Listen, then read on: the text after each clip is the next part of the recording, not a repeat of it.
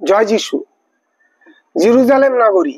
Jerusalem নগরী প্রথম বংশাবলী 11 অধ্যায় 7 এবং 8 পদ। প্রথম বংশাবলী 11 অধ্যায় 7 এবং 8 পদ। পরে দাউদ সেই দুর্গে বসতি করিলেন, তজ্জন্য লোকেরা তার নাম দাউদ নগর রাখিল। আর তিনি চারিদিকে অর্থাৎ মিল্ল অবধি চারিদিকে নগর গাঁথিলেন এবং জোয়াব নগরের অবশিষ্ট স্থান সারিয়া তুলিলেন। জেরুজালেম নগরীর ইতিহাস। জেরুজালেম নগরীর ইতিহাস। জেরুজালেম নগরীর প্রথম উল্লেখ পাওয়া যায় সম্ভবত আদি পুস্তক 14 অধ্যায় 18 পদে, যেখানে মল্লিসদককে দেখানো হয়েছে সালেমের বা জেরুজালেমের রাজা বলে। ইসরায়েলরা যখন জর্দান নদী পার হয়ে প্রতিজ্ঞাত দেশে ঢুকতে যাচ্ছিল, তখনই এই শহরের নাম ছিল জিবুসীয় নগর বা জিবুস। জিয়সুয়ের কনান দেশ বিজয় করার সময় কখনো এটা জয় করা হয়নি এবং এটা কনানীয়দের হাতেই ছিল যে পর্যন্ত দাউদ রাজা না হলেন। দাউদের সৈন্যবাহিনী জিবুসকে ঘিরে ফেলল এবং তা অধিকার করল এবং দাউদ সেটাকে তার রাজধানী শহর করলেন। ইসরায়েলের সংযুক্ত রাজ্য থাকা অবস্থায় জেরুজালেম ছিল ইসরায়েলের রাজনৈতিক রাজধানী এবং পরবর্তীতে জিহুদার দক্ষিণের রাজ্যেরও এটা রাজধানী ছিল। দাউদের উত্তরাধিকারী সলোমন এই জেরুজালেমে সদাপ্রভু ঈশ্বরের মন্দির নির্মাণ করেছিলেন। তাই সদাপ্রভুর চুক্তির লোকদের উপাসনার জন্য নগরটা এক ধর্মীয় কেন্দ্রে পরিণত হলো। ইসরায়েলের পাপের কারণে খ্রিস্টপূর্ব 586 সালে বাবিলের নবুকদনেসর নগরটি অবরোধ করে শেষ পর্যন্ত মন্দির সহ সবকিছু ধ্বংস করে ফেললেন। জিহুদিরা খ্রিস্টপূর্ব 536 সালে পারস্য থেকে ফিরে এসে মন্দির ও শহরটি পুনর্নির্মাণ না করা পর্যন্ত এটা এক ধ্বংসাবশেষের স্তূপ ছাড়া আর কিছুই ছিল না।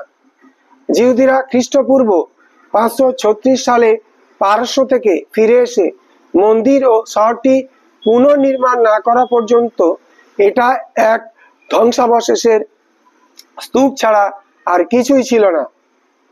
নতুন নিয়মের সময়ে জেরুজালেম আবার জিহুদিদের রাজনৈতিক ও ধর্মীয় কেন্দ্রে পরিণত হলো, কিন্তু রোমীয় কর্তৃপক্ষের বিরুদ্ধে জিহুদিদের পুনঃ বিদ্রোহ করার ফলে 70 খ্রিস্টাব্দে মন্দির সহ নগরটিকে আবার ধ্বংস করে ফেলা হয়েছিল।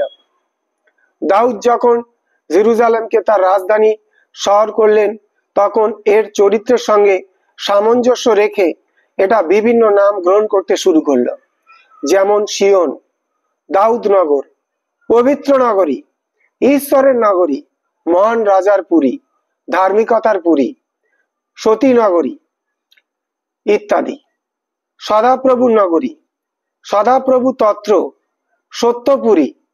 এই নামগুলির কতকগুলি হচ্ছে জেরুজালেমের ভবিষ্যৎ শহরের জন্য ভাববাণীগত নাম। ইসরায়েলদের কাছে জেরুজালেম নামের অর্থ। ইসরায়েলদের কাছে জেরুজালেম নামের অর্থ। ইসরায়েলদের কাছে জেরুজালেম নামের অর্থ। পুরাতন নিয়মের ঈশ্বরের লোকদের কাছে জেরুজালেম নগরীর একটা বিশেষ অর্থ ছিল। কনান দেশের সীমানায় যখন ঈশ্বর ইসরায়েলের সঙ্গে তার আইন কানুনের পুনঃ পরীক্ষা করছিলেন, তখন তিনি মোশির মাধ্যমে ভবিষ্যৎবাণী করেছিলেন যে ভবিষ্যতে কোনো এক সময় তিনি আপন নাম স্থাপনার্থে একটা স্থান মনোনীত করবেন। জেরুজালেম নগরী হবে সেই স্থান যেখানে জীবন্ত ঈশ্বরের মন্দির নির্মাণ করা হবে। এভাবে এটা পবিত্র নগরী, ঈশ্বরের নগরী, সদাপ্রভুর নগরী নাম পেয়েছে। বছরের 3 বার সমস্ত ইসরায়েলদের পুরুষদেরকে জেরুজালেমে আসতে হতো। বছরে 3 বার সমস্ত ইসরায়েলের পুরুষদেরকে জেরুজালেমে আসতে হতো। তোমার ঈশ্বর সদাপ্রভুর সম্মুখে তার মনোনীত স্থানে দেখা দিবে, তারই শূন্য রুটির উৎসবে, 7 সপ্তাহের উৎসবে ও কুটিরের উৎসবে। দ্বিতীয়ত, জেরুজালেম ছিল সেই নগরী যেখানে ঈশ্বর তার লোকদের কাছে তার বাক্য প্রকাশ করেছিলেন। জেরুজালেম ছিল সেই নগরী যেখানে ঈশ্বর তার লোকদের কাছে তার বাক্য প্রকাশ করেছিলেন। অর্থাৎ এটা ছিল দর্শন উপত্যকা। এছাড়াও এটা ছিল সেই স্থান যেখানে ঈশ্বর তার লোক ইসরায়েলদের উপর রাজত্ব করতেন। এভাবে ইসরায়েলরা যখন প্রার্থনা করত তখন তাদেরকে নির্দেশ দেওয়া হয়েছিল যেন তারা আমার নির্মিত গৃহের অভিমুখে প্রার্থনা করে। জেরুজালেমের চতুর্দিকের যে পাহাড়গুলি ছিল তা ছিল সদাপ্রভুর প্রতীক, যা তার লোকদের চতুর্দিকে অটল ও চিরস্থায়ীভাবে থাকে। সুতরাং যার মানে হলো এই যে ঈশ্বর তার লোকদের জন্য যা চান তারই প্রতীক ছিল জেরুজালেম। ঈশ্বর তার লোকদের জন্য যা চান তারই প্রতীক ছিল জেরুজালেম। ঈশ্বরের লোকেরা যখনই জেরুজালেমে যেত তাদেরকে ঈশ্বরের শাসন ক্ষমতা, তার পবিত্রতা, তার লোকদের প্রতি তার বিশ্বস্ততা এবং তাদের ঈশ্বর হবার জন্য তার অনন্ত অঙ্গীকারের কথা স্মরণ করতে হতো। তৃতীয়ত, তাই ঈশ্বরের লোকেরা যখন তাদের নিরন্তর পৌত্তলিকতার মধ্যে থাকা এবং তার আজ্ঞা পালনে অস্বীকার করা দ্বারা তার সঙ্গে তাদের সম্পর্ক নষ্ট করে ফেলল, তখন সদা প্রভু বাবিল দেশকে, এই দেশটিকেও সেই সঙ্গে মন্দিরটিকেও ধ্বংস করতে দিলেন।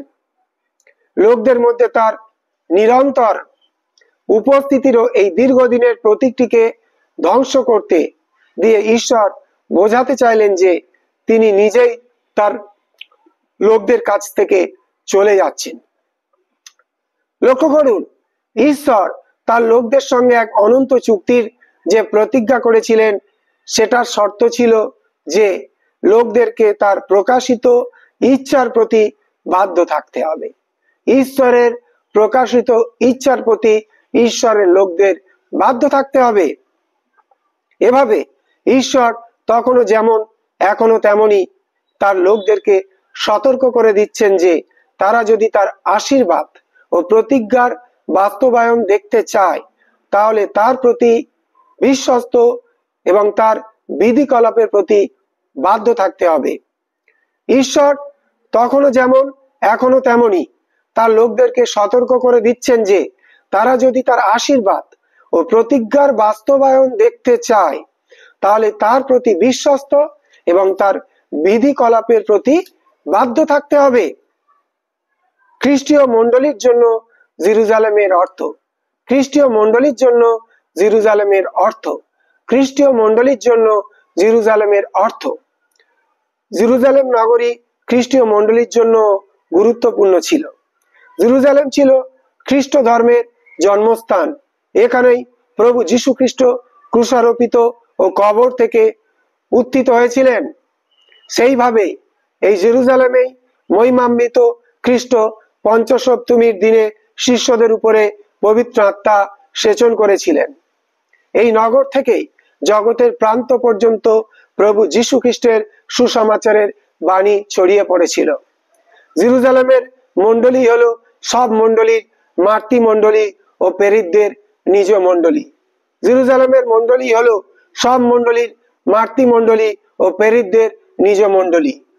যখন প্রশ্ন দেখা দিল যে প্রভু যিশুতে বিশ্বাসী পরজাতীয়দেরকে তকচ্ছেদ প্রাপ্ত হতে হবে কিনা, তখন জেরুজালেমেই ছিল সেই নগরী যেখানে এই ব্যাপারে একটা মীমাংসায় পৌঁছানোর জন্য প্রথম প্রধান মান্ডলিক সম্মেলন আহ্বান করা হয়েছিল।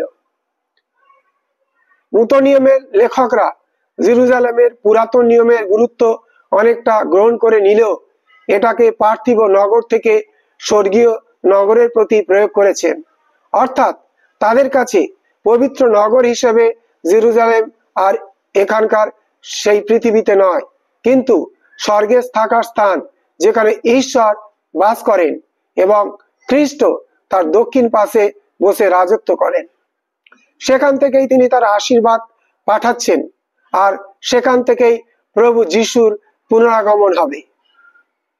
পৌল ঊর্ধ্বস্থ জেরুজালেমের কথা বলেছেন যে সেটি আমাদের সকলের জননী। গালাতীয় পুস্তক 4:26 ইব্রিয় পত্রের লেখক আভাস দিয়েছেন যে পরিত্রাণের জন্য প্রভু যীশু খ্রিস্টের কাছে আসায় বিশ্বাসীরা কোনো পার্থিব পর্বতের কাছে নয়, কিন্তু সিয়ন পর্বতের কাছে এবং জীবন্ত ঈশ্বরের নগরের কাছে অর্থাৎ স্বর্গীয় জেরুজালেমের কাছে এসেছে। আর পৃথিবীতে বিশ্বাসীদের জন্য কোনো নগর প্রস্তুত করার বদলে ঈশ্বর এমন নতুন জেরুজালেম প্রস্তুত করতে ব্যস্ত আছেন যেটা ভবিষ্যতে কোনো একদিন প্রকাশিত হবে। স্বর্গ হইতে ঈশ্বরের নিকট হইতে নামিয়া আসিতেছে, সে আপন বরের নিমিত্ত বিভূষিতা কন্যার ন্যায় প্রস্তুত হইয়াছিল। সেই মহান দিনে ঈশ্বরের চুক্তির প্রতিজ্ঞাগুলি পূর্ণরূপে বাস্তবায়িত হবে।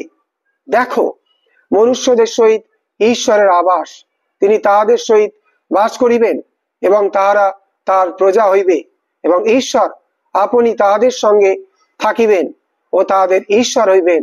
প্রকাশিত বাক্য 21:3 ঈশ্বর ও মেষ শাবক এই পবিত্র নগরীতে তাদের সিংহাসনে বসে চিরদিন রাজত্ব করবেন। ঈশ্বর ও মেষ শাবক এই পবিত্র নগরীতে তাদের সিংহাসনে বসে চিরদিন রাজত্ব করবেন। প্রকাশিত বাক্য 22:3 প্রকাশিত বাক্য 22:3 ঈশ্বরের সহস্র বছরের রাজত্বে, ঈশ্বরের সহস্র বছরের রাজত্বে কি পার্থিব এই জেরুজালেম নগরীর ভবিষ্যতে কোনো ভূমিকা থাকবে? যিশয়া পুস্তক 65:18 শুরু হয়েছে এক কড়া বিপরীতার্থক কথা দিয়ে। আমি নূতন আকাশ মণ্ডলের ও নূতন পৃথিবীর সৃষ্টি করি। যিশয়া পুস্তক 65:17 কিন্তু বর্তমান জেরুজালেমও তার পরিপূর্ণতা লাভ করবে। যিশয়া পুস্তক 65 অবশিষ্ট অংশ সহস্র বছরের যে অন্যান্য অবস্থা বর্ণনা করেছে। অনেকে বিশ্বাস করেন যে খ্রিস্ট যখন তার সহস্র বছরের রাজত্ব করতে ফিরে আসবেন, প্রকাশিত বাক্য 20:1-6 তখন তিনি জেরুজালেম নগরীতে তার সিংহাসন প্রতিষ্ঠা করবেন, সেই বিখ্যাত শেষ সিংহাসনের বিচারের পরে। প্রকাশিত বাক্য 20:11-15 সেই স্বর্গীয় সিংহাসন নূতন পৃথিবীতে নেমে আসবে এবং তা হবে ঈশ্বরের অনন্ত রাজ্যের কেন্দ্রস্থল। প্রকাশিত বাক্য 21:2 জয় যিশু।